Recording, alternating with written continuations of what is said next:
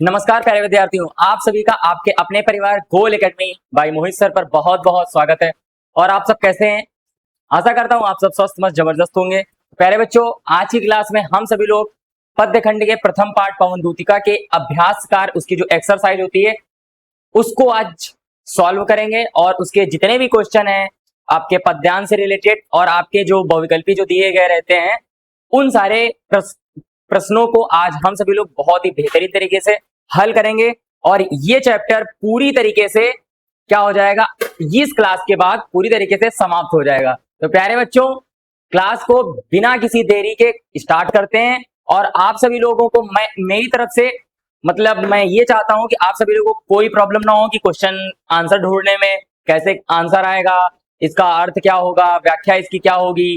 ठीक है, तो वो सारी प्रॉब्लम बिल्कुल भी आपके साथ ना हो। तो हमने ऑलरेडी अभ्यासकार जो एक्सरसाइज है उसको सॉल्व कर दिया है और आप सभी लोगों के समक्ष लेके आ चुके हैं और उसको बेहतरीन तरीके से आप सभी लोगों को एनालिसिस करना है और समझना है। ठीक है बच्चों, तो देखते हैं, सबसे पहले स्टार्ट करते हैं क्लास को। तो आगे बढ़ते हैं।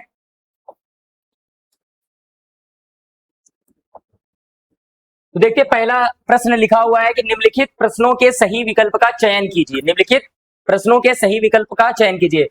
और ये आपकी जो एक्सरसाइज है ये आपकी क्या बोलते हैं कि यूपी बोर्ड की जो आ, उनके द्वारा जो बुक चलाई गई है उसका क्या बोलते हैं, राजीव प्रकाशन की जो बुक है उस बुक के एक्सरसाइज ये जो कि ये एनसीईआरटी पैटर्न पे बेस्ड होती है और ये सबसे महत्वपूर्ण बुक मानी जाती है किसके लिए, यूपी बोर्ड एग्जामिनेशन के लिए। ठीक है, तो ये उसी बुक की एक्सरसाइज है जिसको आप सभी लोगों को अच्छे से ध्यान देना है। ठीक है, तो देखते हैं, निम्नलिखित प्रश्नों के सही विकल्प का चयन कीजिए। तो पहला लिखा है, निम्नलिखित में से कौन सा युग्म असंगत है। क्या है, असंगत है। तो पहला लिखा है अधखिला फूल, ये एक उपन्यास है। ठेठ हिंदी का ठाठ, ये एक उपन्यास है। प्रद्युमन विजय, ये एक नाटक है। और चोखे चौपदे, ये एक कहानी है। तो देखो यहाँ पे बोला है कि असंगत मतलब कौन सा संगत नहीं है, मतलब कौन सा मेल नहीं खा रहा है। तो यहाँ पे देखिए, अधखिला फूल ये भी उपन्यास है। ठेठ हिंदी का ठाठ ये भी उपन्यास है।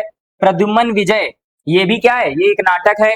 लेकिन ये जो चोखे चौपदे हैं, क्या है, चोखे चौपदे, ये एक कहानी नहीं है। ठीक है, ये एक कहानी नहीं है। तो यहाँ पे क्या है, ये वाला जो है आपका करेक्ट आंसर होगा। ठीक है, यानी कि पहले का चौथा आपका करेक्ट आंसर होगा। इसके बाद अगला देखते हैं, लिखा है संगत युग्म का चयन कीजिए। संगत युग्म का चयन कीजिए। तो पहला है रस कलश, हरिऔध जी का है।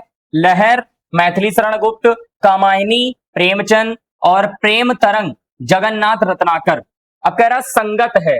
अब यहाँ पे देखो, लहर और कामायनी, तो आंसू कामायनी लहर ये सारी किनकी हैं, ये सारी हैं हमारी जयशंकर प्रसाद की रचनाएं। किसकी हैं, जयशंकर प्रसाद। यहां पे देखते भैया, जयशंकर प्रसाद, यानी कि ये भी जयशंकर प्रसाद की हो गई, ये भी जयशंकर प्रसाद की होगी। तो ना ये मेल खा रहा ना ही ये मेल खा रहा। अब बात करें प्रेम तरंग, तो प्रेम तरंग यानी कि हमने आपको बताया था कि प्रेम से रिलेटेड जो भी कहानी है वो किसकी हो गई, भारतेंदु हरिश्चंद्र जी की। तो ये भारतेंदु हरिश्चंद्र जी की है, तो ये भी भैया इसमें मैच नहीं कर रही। लेकिन रस कलश ये क्या है, हरिऔध जी की रचना है। किसकी है, हरिऔध। तो आपका पहला ऑप्शन ये वाला आपका सही हो जाएगा। ठीक है, इसका कौन सा सही हो जाएगा, पहला। कौन सा, रस कलश हरिऔध जी की रचना है। अब इसके बाद देखते हैं, कमल मुख में कौन सा समास है। कमल मुख में कौन सा समास है। अब देखो, कमल मुख जो लिखा है इसको अगर हम बोले तो इसको क्या कहेंगे भैया, इसको हम कहेंगे, तो इसको इधर लिख दे रहे हैं, कमल रूपी, कमल रूपी मुख। यहां पे क्या किया गया है, एक शब्द की तुलना करी जा रही, कमल रूपी मुख। जहां पे एक शब्द का किसी दूसरे, एक शब्द से किसी दूसरे की उपमा करी जाए या उससे तुलना करी जाए, कंपैरिजन किया जाए, तो वहां पे क्या होता है, वहां पे कौन सा समास होता है, तो वहां पे होता है कर्मधारय समास। ठीक है, द्वंद्व समास क्या होता है, द्वंद्व समास वो होता है जहां पे ये बोलते योजक चिन्ह लगा हो। जैसे ये लिखा है, राजा डैश रानी, तो जहां पे ये चिन्ह मिल जाता है तो उसको समझ जाना है क्या है वो द्वंद्व समास है। या द्वंद्व समास में क्या क्या चीजें आती हैं, तो द्वंद्व समास में आपकी चीजें आती हैं जैसे और है, अथवा है, या बोले या, ये सारे वर्ड आते हैं। जैसे राजा और रानी, राजा और रंक, ये भी बोल सकते हैं राजा और रंक, ठीक है। तो और आ जाए तो ये सारी चीजें होती हैं। और ये वर्ड और, अथवा, या, ये इसमें लगता है किसमें, द्वंद्व समास में।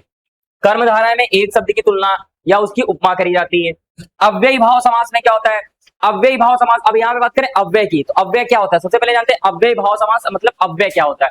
अव्यय का मतलब ये होता है कि ऐसे शब्द जो बिना किसी, जैसे लिंग, कारक, वचन, इन सब की वजह से उस वाक्य में कोई भी परिवर्तन ना है, उन शब्दों में कोई भी परिवर्तन ना है। जैसे हमने कहा लड़का धीरे धीरे चल रहा है, फिर हमने बोला लड़की धीरे धीरे चल रही है। दोनों में देखो लिंग बदल दिया, लड़का लड़की कर दिया, लेकिन एक ऐसा वर्ड है धीरे धीरे या तेज तेज, ये सारे एक ऐसे वर्ड होते हैं जो क्या होते हैं भैया, ये चेंज नहीं होते हैं। चाहे लिंग, वचन, कारक कुछ भी बदल दिया जाए, लेकिन नहीं चेंज होंगे। तो इसको बोलते हैं अव्ययी भाव समास, तो मतलब अव्यय बोलते हैं। तो अव्यय इसी से रिलेटेड है, अव्ययी भाव समास। जैसे एग्जाम्पल अगर इसकी बात करें तो जैसे हमने ले लिया प्रतिदिन, क्या ले लिया, प्रतिदिन। अब जैसे प्रतिदिन हो गया, तो इसमें एक बात और होती है, इसमें जो उपसर्ग होते हैं आपके, जैसे प्रति है, आ है, यथा है, ठीक है। इस प्रकार से काफी सारे जो उपसर्ग होते हैं, अन है, ठीक है, ऐसे बहुत सारे उपसर्ग होते हैं, आप पढ़ते हो। तो जो उपसर्ग वाले होते हैं सब, उनमें क्या होता है, अव्ययी भाव समास होता है। अब ये द्विगु समास क्या होता है भाई, तो द्विगु समास जो होता है, द्विगु समास में ये कैसा होता है, ये होता है संख्यावाची। कैसा होता है, संख्यावाची होता है भैया। कैसा होता है, संख्यावाची होता है। संख्यावाची का मतलब जैसे बोल दिया गया चौराहा, चार राहों का, चार रास्तों का समूह। चौमासा, चार मास, महीनों का समूह, ठीक है। ऐसे करके जो होते हैं शब्द, उनमें ये होता है द्विगु समास, मतलब जो संख्यावाची शब्द होते हैं, आपको ये समझना है। संख्यावाची मतलब जिनमें संख्या का बोध होता है, संख्या उसमें होती है, तो उसको बोलते हैं द्विगु समास। तो हमारा जो है क्वेश्चन वो क्या कह रहा है, इसको पहले अच्छे से पूरा ये हटा देते हैं जो लिख दिया है, थोड़ा सा यहाँ पे देखते हैं इधर। तो यहाँ पे इसके लिए क्या होगा देखते हैं। तो यहाँ पे क्या है, कमल मुख लिखा है। क्या लिखा है, कमल मुख, यानी कि कमल रूपी मुख। अब यहाँ पे क्या करी जा रही, तुलना करी जा रही, तो क्या होगा, कर्मधारय समास। कौन सा होगा, कर्मधारय समास, ठीक है। समझ में आ गया अच्छे से। तो ये 3 क्वेश्चन हो गए, बहुत अच्छे समझ में आ गए होंगे आप लोगों को। आगे देखते हैं। आगे लिखा हुआ है कि राधा ने अपनी दूतिका किसे बनाया है। तो राधा ने अपनी दूतिका किसे बनाया, उद्धव को, पवन को, मेघ को, गोपियों को। तो ये किसको बनाया भैया, पवन को बनाया। किसको बनाया है, पवन को बनाया है, ठीक है। अब बात करते हैं 5वें प्रश्न की। कह रहा प्रिय प्रवास महाकाव्य किस भाषा में लिखा गया है। हमने आपको काफी बार बताया है कि प्रिय प्रवास जो लिखा गया है वो किसमें लिखा गया है, खड़ी बोली। तो भैया इसके लिए खड़ी बोली टिक कर देना है, ठीक है।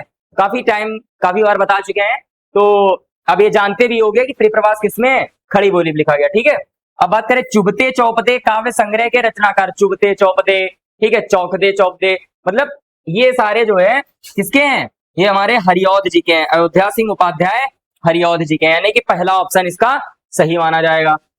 ये 6 क्वेश्चन हो गए। अब इसके बाद आगे देखते हैं, आगे क्या लिखा है, अयोध्या सिंह उपाध्याय हरिऔध किस युग के कवि हैं। अयोध्या सिंह उपाध्याय हरिऔध जो है वो किस युग के हैं, तो भैया ये द्विवेदी युग के हैं, भी आप जानते हो, ठीक है, द्विवेदी युग। समझ में आ गया। इसके बाद अयोध्या सिंह उपाध्याय हरिऔध जी का जन्म कब हुआ था, तो जीवन परिचय में हमने आपको बताया था 15 अप्रैल 1865, तो ये 1865 में हुआ था। अयोध्या सिंह उपाध्याय हरिऔध को उनकी किस रचना पर बंगला प्रसाद पारितोषिक प्रदान किया गया था। तो इसके ऑप्शन जो है वो आगे लिखे हुए हैं। तो कौन सा पुरस्कार मिला था भैया, प्रिय प्रवास के लिए, वैदेही वनवास के लिए, रस कलश के लिए, या रसिक रहस्य के लिए। तो ये मिला था प्रिय प्रवास के लिए। किसके लिए मिला था, प्रिय प्रवास के लिए मिला था, यानी कि पहला ऑप्शन सही है, ठीक है। आगे देखते हैं प्रिय प्रवास के रचयिता कौन है। अभी देखो पीछे हमने पढ़ा अयोध्या सिंह हरिऔध उपाध्याय जी को जो है कौन सा, मतलब कि किस रचना के लिए मंगला प्रसाद पारितोषिक पुरस्कार मिला, तो ये मिला प्रिय प्रवास के लिए, तो ये प्रिय प्रवास हो गया। समझ में आ गया ना, इसमें कोई दिक्कत नहीं। तो इसका ऑप्शन क्या होगा, अयोध्या सिंह उपाध्याय हरिऔध। क्या होगा, अयोध्या सिंह उपाध्याय हरिऔध, ये हमारा करेक्ट ऑप्शन हो गया। तो ये हमारे 10 बहुविकल्पी प्रश्न थे जो कि आपकी बुक में दिए गए हैं, ये वही हैं, ठीक है, जिनका हमने आपको विश्लेषण कर दिया है, अच्छे से इसको समझा दिया है, बता दिया है, ठीक है। अब इसमें आपको कोई प्रॉब्लम नहीं होनी चाहिए। आगे देखते हैं, अब इसके बाद जो पद्यांश से रिलेटेड हमारे प्रश्न उत्तर आते हैं, पद्यांश से रिलेटेड, किससे? पद्यांश पर आधारित प्रश्न, पद्यांश पर आधारित प्रश्न। ये तो जो पद्यांश आता है, आपको पता है कि एक पद्यांश आता है गद्य का, एक आता है पद्य का, और 5 क्वेश्चन आते हैं, 5 पद्य में भी पूछे जाते हैं, 5 गद्य में भी पूछे जाते हैं। प्रत्येक क्वेश्चन जो होता है वो 2 अंकों का होता है। तो ऐसे ही पद्य में आएंगे तो पूरे आपके एक पद्यांश आएगा और उसमें 10 क्वेश्चन, 5 क्वेश्चन होंगे और वो 10 अंकों के होंगे, ठीक है। 5 क्वेश्चन 10 नंबर के, यानी कि एक क्वेश्चन 2 नंबर का होगा, ठीक है। तो हम आपको किस तरीके से करना है, कैसे लिखना है आंसर, वो हम आज आपको बता दे रहे हैं, ठीक है। इस चैप्टर से अगर कोई भी व्याख्या, कोई भी अगर पद्यांश आएगा तो वो आएगा आपकी बुक से ही आएगा, अदरवाइज और कहीं से तो आएगा नहीं, आपकी बुक से आएगा।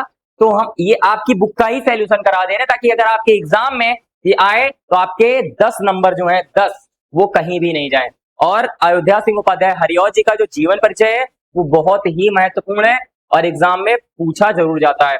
5 नंबर वहां से हो जाएंगे, अगर व्याख्या आती है तो 10 नंबर यहाँ से हो जाएंगे, यानी कि टोटल आपके 15 नंबर।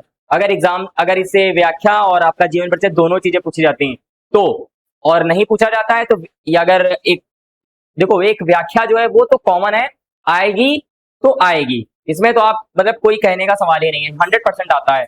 और जीवन परिचय भी आता है, ठीक है, लेकिन हो सकता है अगर मे बी नहीं भी आएगा, लेकिन इससे कुछ ना कुछ तो जरूर आएगा और ये बहुत ही इंपॉर्टेंट चैप्टर है, ठीक है।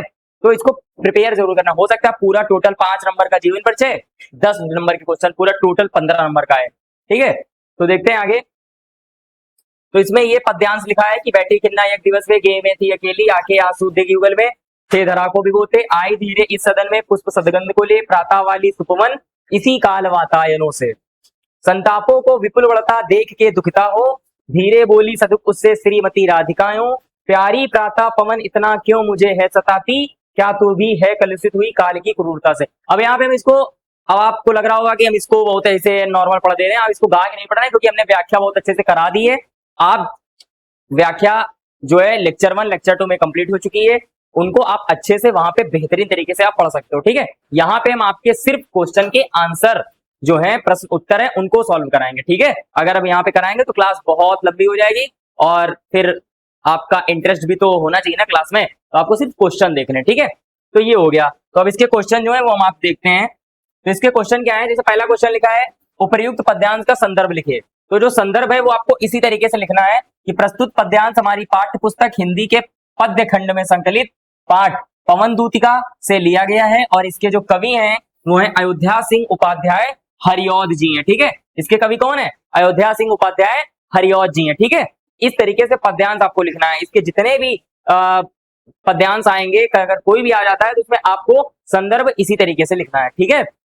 आप ठीक है, समझ में आया ना, कोई दिक्कत नहीं। आगे देखते, दूसरा क्वेश्चन लिखा है राधा ने प्रातःकालीन वायु से दुखित होकर के क्या कहा।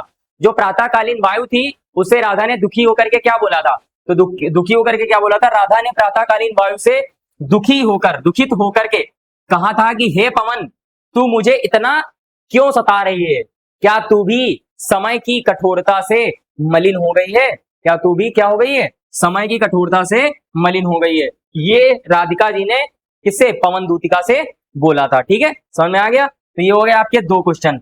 इसके बाद आगे तीसरा क्वेश्चन देखते हैं। तीसरा क्वेश्चन लिखा है उपयुक्त पद्यांश में कौन सा रस प्रयुक्त है। अब इसमें कौन सा रस प्रयुक्त है, तो देखो ये जो चैप्टर है यहाँ पे क्या है, राधा जी अपने प्रीतम अर्थात श्री कृष्ण की याद कर रही है, यानी कि उनकी विरह में, उनके मतलब कि उनके विरह में, अपने विरह में जो है वो राधिका जी श्री कृष्ण को स्मरण कर रही है, याद कर रही है अपने प्रेम विरह में। तो विरह में अब श्रृंगार रस होता है, आप लोगों ने पढ़ा होगा हाई स्कूल में, श्रृंगार रस, और इसका जो स्थायी भाव होता है वो रति होता है। रति का मतलब होता है प्रेम, ठीक है, रति का मतलब होता है प्रेम। और इसके बाद अगर हम बात करें, ये 2 प्रकार का होता है, एक होता है संयोग श्रृंगार, एक होता है वियोग श्रृंगार। क्या होता है, वियोग। तो संयोग होता है जब मिलन होता है, क्या होता है, मिलन, अटैचमेंट। और वियोग क्या होता है, जब अलग अलग हो जाते हैं, ठीक है, या कहीं दूर चले जाएं, ठीक है, या दूसरे विदेश चले जाएं, ठीक है, उसका प्रेमी कहीं बाहर चला जाए, उससे बिछड़ जाए, तो वहां पे वियोग होता है। तो यहाँ पे क्या है, वियोग है।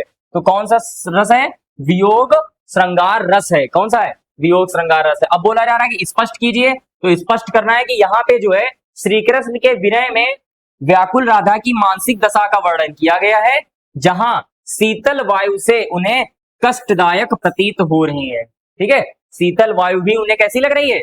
कष्टदायक प्रतीत हो रही है। यानी कि जो राधा जी जो है, उनके जब शीतल हवा, प्यारी मंद मंद हवा जब उनके बॉडी को टच करती है, तो वो भी उनको मनमोहक नहीं लग रही है, कष्टदायक लग रही है। ठीक है, समझ में आया? तो ये हो गया इसका आंसर। अब आगे चौथा देखते हैं। तो चौथा लिखा, इस पद्यांश में कौन सा छंद है? तो इस पद्यांश में मंदाक्रांता छंद है। कौन सा है? मंदाक्रांता छंद है भैया। ठीक है, अब आगे देखते हैं। लिखा है रेखांकित अंश की व्याख्या कीजिए। तो रेखांकित अंश 2 लाइन अंडरलाइन की गई थी, तो उनमें उनकी व्याख्या क्या है कि राधा जी पवन से कहती हैं कि हे पवन, तू मुझे इतना क्यों सता रही है? हे पवन, तू मुझे इतना क्यों सता रही है? क्या तू भी समय की कठोरता से दूषित हो गई है? क्या तू भी समय की कठोरता से क्या हो गई है? दूषित हो गई है। तो ये हो गया आपके पहले पद्यांश के पूरे 5 आंसर। ठीक है, पांचों हो गए, जो कि आपके कितने नंबर के होंगे? 10 नंबर के होंगे। ठीक है, यानी कि 5 क्वेश्चन होंगे 2 मार्क्स के। ठीक है, और ये टोटल हो जाएंगे आपके 10। ठीक है, समझ में आ गया? आगे देखते हैं दूसरा पद्यांश क्या है। दूसरा पद्यांश ये लिखा है कि लज्जाशीला पथिक महिला जो कहीं दृष्टि आए, होने देना विकृत वसना, तो ना तू सुंदरी को, तो थोड़ी भी श्रमित वह हो, गोद ले श्रांति खोना, होठों की और कमल मुख की म्लानताएं मिटाना, कोई क्लांता कृषक लन्ना खेत में जो दिखावे, धीरे धीरे परस उसकी क्लांतियों को मिटाना, जाता कोई जलद यदि हो व्योम में तो उसे ला, और छाया द्वारा सुखित करना तप्त भूतांगना को। तो यहाँ पे आपकी पहली 2 लाइन आपकी अंडरलाइन करी गई हैं। आपको सिर्फ इन्हीं की व्याख्या लिखनी है, ये नहीं कि आप एग्जाम में आएगा तो पूरी व्याख्या तुम लिखने लगो, ऐसा नहीं करना है। सिर्फ आपको इन्हीं 2 लाइन की लिखनी है। ठीक है, समझ में आ रहा ना? आपको उतना ही करना है जितना आपके एग्जाम में आपसे पूछा जाता है। आप उससे ज्यादा करोगे तो उसका कोई भी बेनिफिट नहीं, आपका टाइम बर्बाद होगा, और मार्क्स तो उतने ही मिलने जितने नंबर का क्वेश्चन होगा, आप कितना भी करके आओ। ठीक है, अब 1 नंबर का क्वेश्चन पूछा जा रहा है तो 1 नंबर के अकॉर्डिंग करना है। ठीक है, अब तुम 10 पेज भर दो 1 नंबर के लिए तो कोई फायदा नहीं है, बेनिफिट नहीं, टाइम आपका जाना है। ठीक है, इसलिए बहुत ही ध्यानपूर्वक पेपर को सॉल्व करना है। तो देखो इसका फिर वही पहला क्वेश्चन है, कवि और कविता का नाम। तो कविता कौन सी है? पवन दूतिका। कवि कौन है? अयोध्या सिंह उपाध्याय। तो ये तो नॉर्मल है, सब में वही लिखना है। ठीक है, आगे बात करते हैं। राधा पवन दूतिका से राह में पथिकों के साथ कैसा व्यवहार करने को कहती हैं। तो जो पवन दूतिका से क्या बोलती हैं? तो राधा जी कहती हैं पवन से कि रास्ते में यदि कोई थकी हुई या कोई लज्जाशील या कोई कृषक स्त्री, कोई भी अगर तुम्हें दिखाई दे तो तुम्हें क्या करना है? तुम्हें अपनी शीतलता से उन्हें सुख पहुंचाना है। क्या करना है? सुख पहुंचाना है। और क्या करना है? उनके थके हुए शरीर की थकान को दूर करके और उनके चेहरों की उदासी को मिटा देना है। ठीक है, ऐसा करके राधिका जी पवन दूतिका से कहती हैं, ये सारे आपको काम करने हैं। ठीक है, समझ में आया कि नहीं आया? ये हो गया दूसरा क्वेश्चन। अगला देखते हैं। अगला क्वेश्चन है रेखांकित अंश की व्याख्या कीजिए। तो रेखांकित अंश की व्याख्या, तो लज्जाशीला पथिक महिला, मतलब इसमें क्या बोल रहा है? राधिका जी कहती हैं पवन दूतिका से कि अगर रास्ते में कोई तुमको लज्जाशील यानी कि शर्मीली, ठीक है, समझ में आ रहा है ना, ऐसी कोई अगर महिला आपको मिले, दिखाई दे, तो मेरी एक विनती है, तो उसे विकृत विसना यानी कि उसके वस्त्रों को अस्त व्यस्त मत करना। ठीक है, उसे वस्त्रहीन मत करना, ये हमारी विनती है। ठीक है, तो इतना ये हो गया इसकी व्याख्या। इसके बाद अगला है वियोगिनी राधा लज्जाशील महिला के लिए पवन से क्या कहती हैं। तो वही जो हमने बताया कि राधिका जी कहती हैं कि यदि मार्ग में कोई लज्जाशील महिला मिले तो इतनी गति से मत चलना कि उसके वस्त्र जो है वो अस्त व्यस्त हो जाएं, और साथ ही यदि वह थकी हुई अगर दिखाई दे तो उसे गोद लेकर के उसकी थकान को क्या कर देना? मिटा देना। ऐसा राधिका जी पवन दूतिका से कहती हैं। ठीक है, समझ में आया? आगे देखते हैं। इसके आगे क्या बात करते हैं? इसके आगे उपर्युक्त पद्यांश का प्रसंग लिखिए।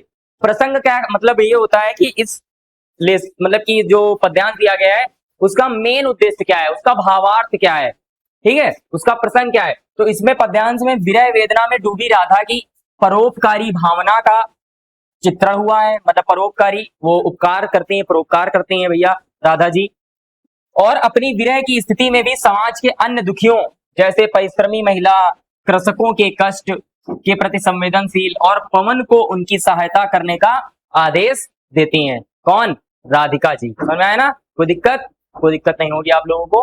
ठीक है, तो यहाँ पे आपके दूसरे पद्यांश के 5 क्वेश्चन हो गए पूरे। ठीक है, इनको आप बेहतरीन तरीके से बहुत ही अच्छे से आपको अच्छे से पढ़ना है और इनको क्या करना है, समझना है, ताकि आपके एग्जाम में पद्यांश तो इन्हीं में से आएगा, पक्का पक्का आएगा। ठीक है, क्योंकि पूछा वही जाता है जो आपकी बुक में दिया गया रहता है, बुक से अलग कुछ भी नहीं पूछा जाएगा। तो ये बुक का ही सारा है, तो यानी कि 100% आपके एग्जाम में इससे एक पैराग्राफ, एक पद्यांश आपको जरूर दिखाई देगा। ठीक है, और आपको 10 नंबर दे के जाएगा। ठीक है, तो देखते हैं आगे। आगे लिखा है कि ये पद्यांश दिया गया तीसरा। अब इसमें देखो अंडरलाइन क्या किया गया है, यो देना है भगनी जतला एक अंबोज नेत्रा, आंखों को हो विरह विदुरा वारी में बोरती हैं। तो ये पूरा नहीं पढ़ रहे हैं आप लोग, इसको अच्छे से पढ़ लीजिएगा। ठीक है, क्योंकि अगर हम पूरा अच्छे से और ज्यादा पढ़ेंगे तो ये आपकी जो एक्सरसाइज है ना बहुत लंबी हो जाएगी। ठीक है, बहुत लंबी एक्सरसाइज हो जाएगी, समझ में आ रहा? तो आप क्लास को देखो, मेन इंपॉर्टेंट है आपकी क्लासेस, जो आपके लेक्चर हुए हैं, लेक्चर 1 लेक्चर 2, उनको आपको बेहतरीन तरीके से पढ़ना है। और वो आप जब पढ़ लोगे ना तो ये एक्सरसाइज आपके लिए तो खेल है, बहुत हल्के और बहुत ही जल्दी सॉल्व कर लोगे। ठीक है, 15-20 मिनट भी आपके लिए बहुत ज्यादा लगेंगे, उससे पहले ही हो जाएगी। ठीक है, आपको ऐसे, इसलिए आपको क्या करना है, इसको समझना है। आपको सिर्फ ये 2 लाइन अंडरलाइन की गई है, इन 2 लाइनों को आपको अच्छे से पढ़ना है, इनका भावार्थ, इनका मतलब व्याख्या लिखनी होगी। तो देखो इससे आगे क्वेश्चन क्या दिया गया है, फिर वही क्वेश्चन है, शीर्षक और रचनाकार के नाम लिखिए। तो शीर्षक भैया पवन दूतिका से लिया गया है, रचनाकार इसके अयोध्या सिंह उपाध्याय हरिऔध जी हैं। ठीक है, तो ये तो सेम है, सब में सेम रहेगा। आगे देखते हैं कि राधा अपनी आंखों को आंसुओं में डुबोए क्यों रखती हैं। तो भैया आपको सबको पता है कि राधा जी अपनी आंखों को क्यों डुबोए रखती हैं, क्योंकि उनके जो प्रियतम है वो मथुरा चले गए हैं। अब राधा जी को उनकी याद आ रही है, उनकी याद में वो रो रही हैं, इसलिए उनकी आंखों से आंसू निकल रहे हैं। ठीक है, तो राधा जी श्री कृष्ण के प्रेम विरह में व्याकुल हैं और अपने प्रियतम की याद में इतना दुखी है कि उनके आंखों से निरंतर आंसू निकल रहे हैं, निकल रहे हैं। समझ में आया? ये हो गया। अब आगे देखो, अब इसके बाद बात करते हैं भाई क्या है, उपर्युक्त पद्यांश के आधार पर राधा श्री कृष्ण को पवन दूतिका से अपनी याद किस प्रकार दिलाने को कहती हैं। किस प्रकार कहती है भैया? तो राधा पवन दूतिका से कहती हैं कि यदि वह श्री कृष्ण को उनका कोई संदेश बोलकर नहीं दे सकती तो उनकी चरण की धूल लेकर के आए। मतलब ऐसा राधा जी बोलती हैं, कहती हैं अगर तुम जो है उन्हें संदेश नहीं दे सकती हो, बोल नहीं पाती हो, बोल नहीं सकती हो, तो क्या करना, तुम धूल लेकर के चली आना, यानी कि धूल लेकर के आना। वह कहती हैं कि श्री कृष्ण को उनकी याद नहीं दिला पाती तो कम से कम उनके चरणों की धूल ही ले आए, जिसे अपने माथे पर लगा करके राधा अपने दुखी मन को संतोष पहुंचा सकेंगी। क्या कर सकेंगी? संतोष पहुंचा सकेंगी। इस प्रकार से इसका ये आंसर हो गया। अगला देखते हैं, अगला है कि इस पद्यांश में भैया कौन सा छंद है। तो इसमें मंदा क्रांता छंद है। आपके पूरे जितने पैराग्राफ दिए गए सब में मंदा क्रांता छंद है, इसको आपको अच्छे से समझ लेना है। रेखांकित अंश की व्याख्या करनी है। तो ये क्या है कि राधा जी पवन दूतिका से कहती हैं कि हे बहन, तू उन्हें इस प्रकार ये बता देना कि एक कमल नयनी, कमल नयनी किसको बोला गया? राधा जी को। राधा जी आपके वियोग में बहुत दुखी हैं और वह अपने प्रेम के विरह में इतना व्याकुल हैं कि अपनी आंखों को रात दिन आंसुओं रूपी जल, यानी कि आंसुओं के जैसे जल में डुबोए रखती हैं। क्या रखती हैं? डुबोए रखती हैं। ठीक है, आगे देखते हैं इसके बाद क्या है। अब यहां से भैया चौथा पद्यांश आता है। इसमें कौन कौन सी लाइन अंडरलाइन करी गई है? छू के प्यारे कमल पग को प्यार के साथ आजा और जी जाऊंगी हृदय तल में मैं तुझी को लगा के। ये दी गई पंक्तियां अंडरलाइन। अब इससे रिलेटेड क्वेश्चन देखते हैं वो क्या है। तो इसके क्वेश्चन की अगर हम बात करें भैया, तो पहला तो पद्यांश क्या है, पद्यांश आपको लिखना है। वो क्या है? वही सेम प्रस्तुत पद्यांश हमारे पाठ्य पुस्तक हिंदी के पद्य खंड में संकलित पाठ पवन दूतिका से लिया गया है और इसके जो कवि हैं वो हमारे अयोध्या सिंह उपाध्याय हरिऔध जी हैं। कौन है? अयोध्या सिंह उपाध्याय हरिऔध जी हैं। ठीक, आगे देखो, कह रहा है कि राधा पवन से क्या प्रार्थना करती हैं। जो राधा जी हैं वो पवन से क्या प्रार्थना करती हैं। तो भैया राधा जी क्या प्रार्थना करती हैं वो हम देखते हैं। तो भैया क्या प्रार्थना करते हैं, तो देखो क्या करती हैं। राधा जी पवन से प्रार्थना करती हैं कि यदि पवन उनकी अन्य बातें पूरी ना कर सके, यदि पवन उनकी अन्य बातें पूरी ना कर सके तो क्या करना, केवल श्री कृष्ण के चरणों को स्पर्श करके लौट आए। अगर वो उनकी बातों को स्पर्श ना कर सके तो क्या करे, उनके चरणों को छू करके वापस आ जाए और फिर वो उस स्पर्श को अनुभव करके राधा स्वयं को धैर्य बांध सकेंगी। और भैया जब पवन जो है उनके चरणों को स्पर्श करके वापस आएगी तो राधा जी उसे क्या कर लेंगी, अपने गले लगा लेंगी भैया, उसको अपनी बाहों में बांध लेंगी। और इसी प्रकार से राधा जी को ये धैर्य बंध जाएगा और उनका जो दिल है उसको संतोष पहुंचेगा, उसको खुशी पहुंचेगी कि मैं अपने प्रियतम से मिल ली हूं। ठीक है, ये हो गया। और ये आपके 2 क्वेश्चन होंगे। अब तीसरे क्वेश्चन की बात करते हैं। तीसरे क्वेश्चन में क्या है, कह रहा है प्रस्तुत पद्यांश का भावार्थ स्पष्ट कीजिए। अब भावार्थ क्या है, भाव जो है वो कैसे जगा भाव, उसका क्या अर्थ है। तो प्रस्तुत पद्यांश में राधा विरह अवस्था और अटूट भक्ति का वर्णन है। प्रस्तुत पद सॉरी यहाँ पे प्रस्तुत नहीं होगा, ये यहाँ पे इस पद्यांश में राधा की विरह अवस्था और अटूट भक्ति का वर्णन है। राधा का मानना है यदि उनका मिलन संभव नहीं है, राधा जी कहती हैं, राधा जी का ऐसा मानना है कि यदि उनका मिलन संभव नहीं है तो प्रियतम के चरणों, किसके, प्रियतम के चरणों की धूल या उनके स्पर्श मात्र से ही उनके दुखी मन को शांति मिल सकती है और उनके निस्वार्थ प्रेम की पराकाष्ठा है। भैया क्या है, यह जो है राधा जी के निस्वार्थ प्रेम की क्या है, पराकाष्ठा है। ठीक है, अब बात करते हैं भाई राधा पवन दूतिका से किस की धूल लाने को कह रही हैं। तो आप लोग इसको पहले सोचो, किसकी धूल लाने के लिए कह रही होंगी, तो श्री कृष्ण के चरणों की धूल को लाने के लिए कह रही होंगी। ठीक है, तो यहाँ पे श्री कृष्ण के चरणों की धूल, ये हो जाएगा आंसर। समझ में आया, कोई दिक्कत नहीं। आगे देखते हैं 5वां क्वेश्चन क्या है। 5वां भैया रेखांकित अंश की व्याख्या कीजिए।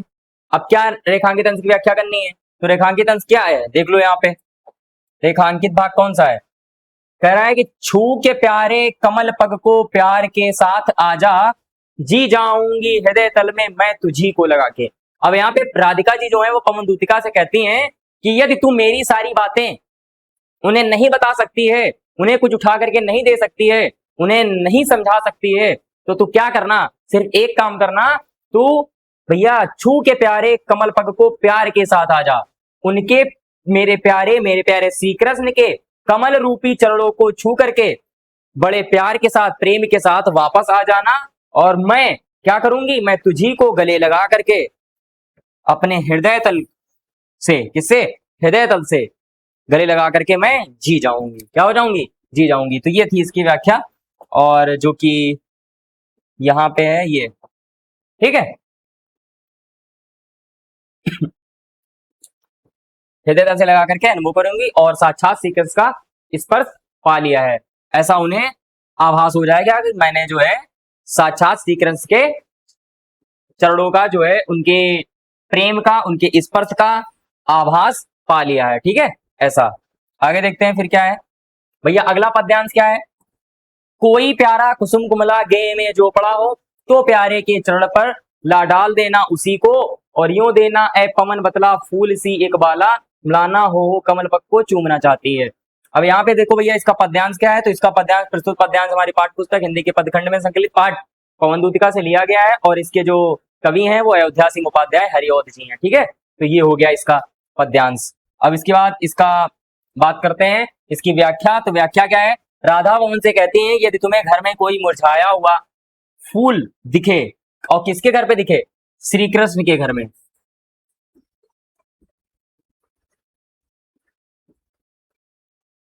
श्री कृष्ण के घर में कोई मुरझाया हुआ फूल दिखे तो उसे कृष्ण के चरणों में ला डाल देना, और इस क्रिया से उन्हें यह आभास करा देना कि एक भैया फूल जैसी कोमल एक सुकुमारी, कौन सुकुमारी, राधा, आपके वियोग में मुरझा गई है और आपके कमल रूपी चरणों का स्पर्श करना चाहती है। क्या करना चाहती है, कमल रूपी चरणों का स्पर्श करना चाहती है। फिर इसके बाद भैया मुरझाए हुए पुष्प की उपमा किससे की गई है, तो मुरझाए हुए पुष्प की उपमा विरह से व्याकुल राधा से की गई है। किससे की गई है, विरह से व्याकुल राधा से की गई है। इस प्रकार आपके 3 प्रश्न हो गए। आगे बात करते हैं भाई चौथे और 5वें प्रश्न की। चौथा प्रश्न क्या है, तो चौथा प्रश्न लिखा है कि श्री कृष्ण के कमलवत चरणों को कौन चूमना चाहता है, तो भैया राधा जी चूमना चाहती हैं, तो राधा जी चूमना चाहती हैं। अगला क्वेश्चन है, राधा पवन दूतिका से मुरझाए हुए पुष्प को कहां डाल देने को कह रही हैं, तो श्री कृष्ण के चरणों में डाल देने को कह रही हैं, तो श्री कृष्ण के चरणों में लिख देना है। ठीक है, कोई दिक्कत अगर हो तो आप कमेंट में बता सकते हो। ठीक है, मेरे अकॉर्डिंग तो नहीं होनी चाहिए, क्योंकि हमने आपके लिए बहुत ही बेहतरीन तरीके से सारी चीजें कर दी हैं, सारे क्वेश्चन वगैरह सब बेकायदा लिख दिए ताकि आपको कोई भी प्रॉब्लम बिल्कुल भी ना हो, ठीक है, मतलब 0% रहे। आगे देखते हैं। फिर आगे ये देखो एक पद्यांश दिया गया है, इसमें देखो अंडरलाइन ये 3 लाइन करी गई कि शोभा होगी उभय श्रुति में स्वर्ण के कुंडलों की, नाना रत्ना कलित भुज में मंजू के यूर होंगे, मोती माला लसित उनका कंबुसा कंठ होगा। भैया कंबुसा कंठ होगा, ठीक है। अब भैया ये हमने आप लोगों को अभी कल पिछली वाली क्लास में ही आपको पढ़ाया है, ठीक है, ये वाला पद्यांश, तो आपने उसकी व्याख्या बहुत ही बेहतरीन तरीके से सीख ही ली होगी, ठीक है। आगे देखते हैं फिर भी। अब इसके देखो क्वेश्चन क्या है, इसका क्वेश्चन वही, प्रस्तुत पद्यांश में कवि और कविता का नाम लिखे। तो कवि और कविता का नाम कविता पवन दूतिका और कवि अयोध्या सिंह उपाध्याय हरिऔध जी हैं, ठीक है। रेखांकित अंश की व्याख्या करनी है, तो रेखांकित अंश की व्याख्या क्या है, राधा पवन से कृष्ण के रूप सौंदर्य का वर्णन करते हुए कहती हैं कि भैया श्री कृष्ण अपने दोनों कानों में सोने के कुंडल पहने होंगे, विभिन्न रत्नों से जड़े हुए बाजूबंद उनकी भुजाओं में बंधे होंगे और उनका जो कंठ होगा वो मोतियों की मालाओं से युक्त शंख जैसा प्रतीत हो रहा होगा, ठीक है। आगे देखते हैं इसके बाद क्या है।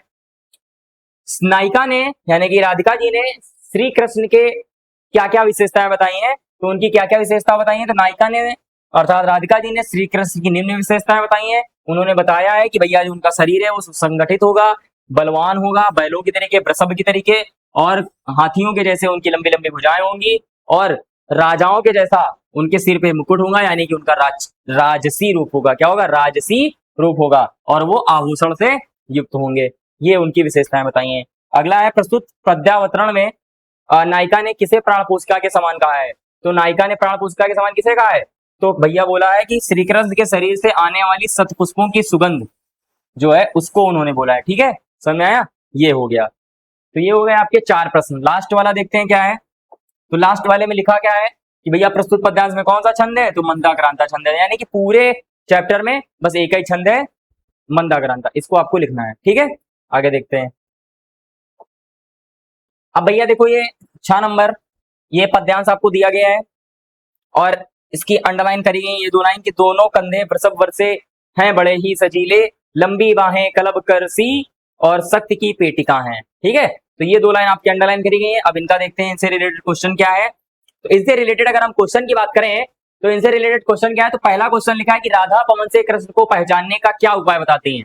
जो राधा जी हैं वो पवन को पहचानने का क्या उपाय बताती हैं। पहले तो आप इसको अपने मन में सोचोगे कौन कौन सी ऐसी चीजें हैं, क्या क्या पहचानने के लिए बोलती हैं राधा जी, कि कैसे तुम श्री कृष्ण को पहचानोगी। तो पहले आप इस क्वेश्चन को मन में इसको क्या करोगे, रियलाइज करोगे, इसको सोचोगे, समझोगे, उसके बाद फिर देखना है, ठीक है। देखो क्या क्या है कि इस में क्या है कि राधा जी जो है, इस पद्यांश में क्या है कि राधा जी जो है पवन को बताती हैं कि कृष्ण का शरीर, भैया कृष्ण का जो शरीर है वो नीले खिले हुए कमल के समान श्यामल और वे कमर में पीला फबीला वस्त्र पहनते हैं और उनके मुख पर अलख मतलब बालों की लट जो होती है वो शोभा उनकी बढ़ा रही होती है और उनके कंधे बैलों के समान सजीले लगते हैं। कैसे लगते हैं, बैलों के समान सजीले लगते हैं। अब भैया अलख और सकल का अर्थ क्या है, तो अलख का अर्थ बालों की लट और सकल का मतलब होता है संपूर्ण, ठीक है। इस प्रकार से आपके 2 क्वेश्चन हो गए। अब अगला क्वेश्चन देखते हैं क्या है। अगला क्वेश्चन लिखा है कि कलब करसी का में कौन सा अलंकार। अब कलब करसी, अब अलंकार पूछा गया है तो जहां पे उपमेय की तुलना उपमान से करी जाती है वहां पे कौन सा अलंकार होता है, उपमा अलंकार होता है। जहां उपमेय की उपमान से तुलना करी जाती है वहां पे उपमा अलंकार होता है। और यहाँ पे जो श्री कृष्ण की भुजाएं हैं उनकी तुलना करी जा रही है हाथी की सूंड से, ठीक है, कलब करसी, ठीक है। तो यहाँ पे उपमा अलंकार हो जाएगा। रेखांकित अंश की व्याख्या, तो राधा जी पवन को समझाती हुई कहती हैं कि उनके कंधे जो है वो श्रेष्ठ बैल के समान सजीले हैं और उनकी जो भुजाएं हैं वो हाथी की सूंड के समान शक्तिशाली हैं, ठीक है। लास्ट क्वेश्चन, उपर्युक्त पद्यांश के शीर्षक और कवि का नाम। तो शीर्षक पवन दूतिका, कवि अयोध्या सिंह उपाध्याय हरिऔध जी हैं, ठीक है। भैया ये हो गए। अगला देखते हैं क्या है।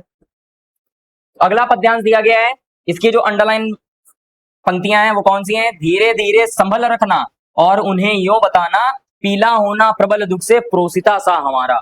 ये भैया लाइन, तो धीरे धीरे संभल रखना। अब ये इसके बारे में देखते हैं क्या है इससे रिलेटेड क्वेश्चन। इससे रिलेटेड क्वेश्चन जो है, पहला क्वेश्चन है कि पवन, राधा जो है वो पवन से पृथ्वी पर पड़ी हुई लता को क्या करने के लिए कहती हैं। तो आप बताओ कि जो लता थी, जो सूखी लता पड़ी थी, तो राधा जी ने क्या कहा था कि उस लता को उठा करके, उसको उड़ा करके श्री कृष्ण के चरणों में ला डाल देना। क्या करना, उनके चरणों में ला डाल देना। ठीक है, तो कहाँ पे डाल देना भैया, श्री कृष्ण के चरणों में लाकर डालने के लिए कह रही हैं। ठीक है, अगला देखो, सूखी लता से राधा कृष्ण को क्या संदेश देना चाहती हैं? तो सूखी लता से राधा जी जो है वो ये संदेश देना चाहती हैं कि जिस प्रकार से जो लता है ये पेड़ से अलग होकर के सूखी जा रही है, मलिन होती चली जा रही है, ठीक उसी प्रकार से मैं आपके प्रेम से अलग होकर के ठीक इसी लता के समान मलिन होती सूखी होती चली जा रही हूँ। ठीक है, तो बताना चाहती हैं, क्या बताना चाहती है कि जिस प्रकार से लता जड़ से अलग होकर के सूख गई है, ठीक उसी प्रकार आपके प्रेम से वंचित होकर मैं भी निरंतर सूखती जा रही हूँ। ठीक है, सेम वही हो गया। आगे देखते हैं क्या है। अब आगे भैया क्या है कि पीले पत्ते को श्री कृष्ण के सामने लाने से राधा का क्या अभिप्राय है? तो पीले पत्ते का जो है राधा के सामने लाने का अभिप्राय ये है, राधा जी का पीले पत्ते का श्री कृष्ण के सामने लाने का अभिप्राय ये है कि जिस प्रकार से पत्ता पेड़ से अलग होकर के नवल तर से मतलब नए पेड़ से अलग होकर के पीला हो गया है, ठीक उसी प्रकार से राधा जी उनके प्रेम में अलग होकर के पीली पड़ती चली जा रही है। कैसी पड़ती चली जा रही है? पीली। देखो लिखा है, बड़ी जो है राधा पवन से कहती हैं, राधा जो है वो पवन से कहती हैं कि यदि किसी वृक्ष का कोई पत्ता पीला पड़ गया हो तो उसे श्री कृष्ण की आंखों के सामने ले आना। कहाँ ले आना? श्री कृष्ण की आंखों के सामने ले आना, और इसके माध्यम से वे ये जताना चाहती हैं कि वियोग में राधा भी पीली जो है कि जो राधा जी जो है वो भी वियोग में पीली पड़ गई हैं। क्या है? पीली पड़ गई हैं। क्या हो गई है भैया? राधा जी भी पीली पड़ गई हैं। ठीक है, आगे देखो, रेखांकित अंश की व्याख्या। तो रेखांकित अंश की व्याख्या में क्या है? राधा जी पवन से कहती हैं कि श्री कृष्ण के सामने उस पीले पत्ते को इस प्रकार रखना जिससे उन्हें ये आभास हो जाए कि जब पति किसी स्त्री का जब पति विदेश चला जाता है, ठीक है, तो क्या होता है, तो वो पत्नी जो है उसकी स्त्री जो है वो दुख के कारण पीली पड़ जाती है। ठीक वैसे ही राधा भी उनके विरह में पीली पड़ती जा रही हैं। कैसी होती जा रही हैं? पीली पड़ती जा रही हैं। अब इस पद्यांश का आखिरी क्वेश्चन वो है, आखिरी क्वेश्चन क्या है कि इसमें कवि और शीर्षक और रचयिता का नाम लिखना है। तो शीर्षक पवन दूतिका, रचयिता कौन है? अयोध्या सिंह उपाध्याय हरिऔध जी। कौन है? अयोध्या सिंह उपाध्याय हरिऔध जी हैं। ठीक है भैया, इस प्रकार से हम लोगों ने इतने पद्यांश कंप्लीट कर लिए। अब अगला देखते हैं, वो है भैया झा नंबर, यानी कि आपका चा छा झा, यानी कि 8वां पद्यांश है। कौन सा? 8वां। देखो क्या लिखा है कि मेरे प्यारे नौजरत से कंज से नेत्र वाले जाके आए न मधुबन से और न भेजा संदेशा। अब देखो इसमें क्या है भैया, राधिका किसके द्वारा कृष्ण को संदेश भिजवाती हैं? तो पवन को दूतिका बना करके भिजवाती हैं। किसको? पवन को, या पवन को। आगे, कृष्ण का सौंदर्य कैसा है? तो कृष्ण का सौंदर्य अत्यंत मनमोहक है, उनका शरीर नए बादलों के जैसा है, उनका जो मुख है, ठीक है, उनके जो नेत्र हैं, नेत्र, उनके नेत्र कमल के समान सुंदर हैं। जैसे कमल सुंदर होता है, ठीक उसी प्रकार से उनके कमल के समान कोमल और सुंदर नेत्र हैं। ठीक है, तो भैया ये उसका हो गया। तीसरे का रेखांकित अंश की व्याख्या कीजिए। तो राधिका जी पवन को बता रही हैं कि जो मेरे प्यारे हैं, मेरे श्री कृष्ण हैं, वो भैया नए बादल के जैसे लगते हैं। जैसे नया बादल होता है, मैंने कि उनका जो शरीर है वो नए बादल के समान कांतियों वाले, और उनका नेत्र जो है वो कमल के समान सुंदर और कोमल है। वो जब से मधुबन चले गए हैं, मतलब मथुरा चले गए हैं, तब से वो तो ना वापस आए हैं और ना ही उन्होंने कोई संदेशा मेरे लिए भेजा है। ठीक है, तो ये हो गया इसकी व्याख्या। आगे देखते हैं इसके बाद क्या है। अब इसके बाद का जो है राधा की मनोदशा का वर्णन। भैया राधा की मनोदशा, उनके मन की दशा कैसी है? राधा जी जो है अपने प्रियतम, अपने प्यारे श्री कृष्ण के विरह में इतना ज्यादा व्याकुल हैं, इतना ज्यादा दुखी हैं, इतना ज्यादा परेशान हैं। ठीक है, तो भैया यही लिख देना है। और व्याकुल हैं, दुखी हैं और बावरी हैं, मतलब पागल जैसी हो गई हैं। भैया ये है उनकी मनोदशा का वर्णन। अब उपर्युक्त पद्यांश के शीर्षक और कवि का नाम। तो शीर्षक भैया पवन दूतिका, कवि का नाम अयोध्या सिंह उपाध्याय हरिऔध जी। ठीक, कोई दिक्कत नहीं होगी, मेरे अकॉर्डिंग तो नहीं होनी चाहिए आपको। मैं तो पूरी कोशिश कर रहा हूँ आपको हर एक चीज बहुत ही बेहतरीन तरीके से समझ में आए। ठीक है बच्चों, तो परेशान होना ही नहीं बिल्कुल। आपको इसी तरीके से सारी क्लासें जितनी भी आपकी पूरी हिंदी है, साइंस साइड के जितने भी स्टूडेंट हैं, उनको कोई भी परेशानी, कोई भी दिक्कत नहीं लेनी। और अदर कॉमर्स और आर्ट साइड के जो बच्चे हैं, वो भी उनके बुक में भी ये चैप्टर हैं, उनको भी पढ़ना है। ठीक है, और स्पेशल जो साइंस साइड के स्टूडेंट हैं, उनको तो बिल्कुल परेशानी नहीं होनी चाहिए। उनका तो एकदम सीक्वेंस से सारी की सारी चीजें मैं करा ही दूंगा। ठीक है, तो आपको अच्छे से पढ़ना है, बेहतरीन तरीके से, ताकि आपको हिंदी जैसे सब्जेक्ट में 100 में से 95 प्लस तो लाने ही लाने हैं। ठीक है, तो देखो आगे क्या है। अब भैया देखिए ये लिखा है लास्ट पद्यांश है, कैसा है, लास्ट पद्यांश है, सबसे आखिरी है आपकी एक्सरसाइज का। तो लिखा है जाते जाते अगर पथ में क्लांत कोई दिखावे तो जाके सन्निकट उसकी क्लांतियों को मिटाना। ये दो पंक्तियां भैया अंडरलाइन की गई हैं, इनके बारे में हमको जानना है। तो लिखा है कि राधा पवन को क्लांत व्यक्ति के संबंध में क्या समझाती हैं। तो राधा जी जो है वो क्लांत व्यक्ति के संबंध में ये समझाती हैं, मतलब क्लांत का मतलब क्या होता है, थके हुआ, क्लांत का मतलब थका हुआ, ठीक है, थके हुए इंसान के बारे में क्या समझाती हैं, कहती हैं कि यदि अगर मार्ग में कोई तुम्हें थका हुआ व्यक्ति दिखाई पड़ जाए, कोई मार्ग में थका हुआ व्यक्ति दिखाई पड़ जाए तो क्या करना, अपनी शीतल स्पर्श से उसकी सारी थकान को मिटा देना। अपनी शीतल स्पर्श से क्या कर देना, उसकी सारी थकान मिटा देना, इतना अच्छे से उसको स्पर्श करना कि उसकी सारी थकान मिट जाए। ठीक है, आगे देखो फिर क्या है, अगला लिखा है कि राधा के पवन को पथिक महिला के साथ कैसा व्यवहार करने के लिए निर्देश दिए हैं। ठीक है, तो राधा जी ने पवन को निर्देश देती हुई कहती हैं कि भैया कि रास्ते में यदि कोई पथिक महिला दिखाई पड़े तो तू उसके ताप को, इसमें लिखा ना उत्ताप, उसके उच्च ताप को कम करना और उसकी जो थकान है, वो जो थकी हुई महिला है, उसको सुगंधों से परिपूर्ण कर खुशहाल जैसा बना देना, यानी कि प्रसन्नता से परिपूर्ण कर देना। ठीक है, अब भैया कमल मुख में कौन सा अलंकार है, तो जहां उपमेय की उपमान में भेद रहित आरोप लगाया जाता है वहां पे रूपक अलंकार होता है। यहाँ पे कमल मुख लिखा है, यानी कमल के समान मुख, यानी कि यहाँ पे क्या करा जा रहा है, भेद रहित आरोप लगाया जा रहा है, क्योंकि जो मुख है वो कमल के जैसा हो ही नहीं सकता है। हो सकता है क्या, नहीं हो सकता। ठीक, आपके मुंह में अगर कमल लगा दिए कैसा रहेगा, मतलब कमल रूपी है, कंपेयर करी जा रही, सिर्फ उसके गुण से कंपेयर करी जा रही। इनका जो मुख है, उनका जो मुखौटा है, ऐसा लगता है जैसे कमल कमल सुंदर लगता है, ठीक उसी प्रकार से उनका चेहरा सुंदर लगता है। इसका मतलब अर्थ ये है। ठीक है, तो इसमें कौन सा अलंकार है, रूपक अलंकार है। तो इसके 3 क्वेश्चन हो गए। अब बात करते हैं भाई चौथा और पांचवा की। तो चौथा है उपर्युक्त पद्यांश के शीर्षक और कवि का नाम लिखिए। तो उपर्युक्त जो पद्यांश है उसके शीर्षक पवन दूतिका और उसके जो रचयिता हैं, उसके जो कवि हैं वो है अयोध्या सिंह उपाध्याय हरिऔध जी। कौन है, अयोध्या सिंह उपाध्याय हरिऔध। ठीक है, अब आगे ये लिखा है रेखांकित अंश की व्याख्या कीजिए। तो रेखांकित अंश कौन सा है, तो ये देख लेते हैं भैया, रेखांकित अंश कौन सा है, कहाँ गया भाई, ये है, जाते जाते अगर पथ में क्लांत कोई दिखावे तो जाके सन्निकट उसकी क्लांतियों को मिटाना। यानी कि राधा जी कहती हैं कि जाते जाते, रास्ते में जाते जाते अगर पथ में मतलब रास्ते में कोई थका हुआ दिखाई पड़े तो जाके सन्निकट उसकी क्लांतियों को मिटाना। तो उसके पास जा करके, उसके निकट जा करके उसकी सारी थकान मतलब क्लांति को क्या कर देना, मिटा देना। क्या कर देना, मिटा देना भाई। तो यही आपका इसमें लिखा है। राधिका जी पवन को समझाती हैं कि रास्ते में कोई थका हुआ अगर दिखाई दे तो उसके पास जाकर के उसकी सारी थकान को मिटाना और उसको सुगंधों से भरपूर एवं खुशहाल बना देना। ठीक है प्यारे बच्चों, तो ये हो गया आपका लास्ट क्वेश्चन। तो यहीं पे आपकी क्लास जो है ये एंड होती है और आपका ये चैप्टर ये भी आपका एंड होता है, पूरी तरीके से समाप्त हो जाता है। इसकी सारी व्याख्याएं, सारे क्वेश्चन आंसर, इसकी एक्सरसाइज पूरी तरीके से, ये जो चैप्टर है पद्य खंड का पहला पार्ट पवन दूतिका, ये आपका पूरी तरीके से पूरा फिनिश हो चुका है। आप इसको अच्छे से पढ़ के, क्लास को अटेंड करके, सारी क्लासेस देख करके, टोटल 3 क्लास हैं, 4 आज की मिलाकर के 4 क्लास हैं। पहले में जीवन परिचय बताया गया है, दूसरी और तीसरी जो क्लास है उन दोनों में लेक्चर 1 लेक्चर 2 करके सारी व्याख्याएं बताई गई हैं और आज की क्लास में आपकी एक्सरसाइज पूरी करा दी। तो आप बेहतरीन तरीके से इसको पढ़िएगा और नोट्स बनाते रहिएगा।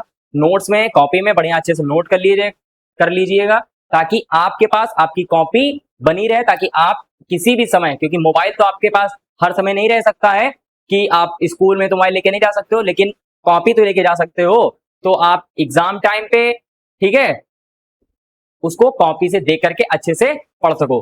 ठीक है बच्चों, तो प्यारे बच्चों इसी तरीके से क्लास अटेंड करते रहिएगा, बेहतरीन तरीके से सारी चीजें सीखते रहिएगा। तो बहुत बहुत धन्यवाद आप सभी लोगों को और एक क्लास को समाप्त करते हैं और फिर से एक बार बहुत बहुत धन्यवाद आपको। जय हिंद।